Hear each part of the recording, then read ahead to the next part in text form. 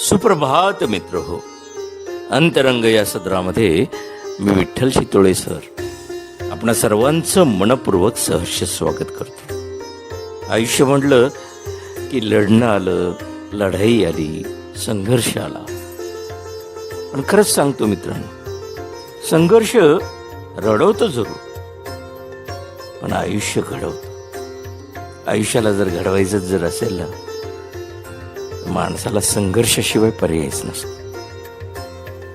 अगदी आपले 2 पावलांकडे जरी पाहिलं ना, ते पहिलं पाऊल जे आहे ना, ते पहिलं पाऊल पुढं पडताना ना त्याला अभिमान वाटतो, ना काही फार मोठी पुढारकी, हुशारकी असे प्रकार त्याला दिसून येत नाही.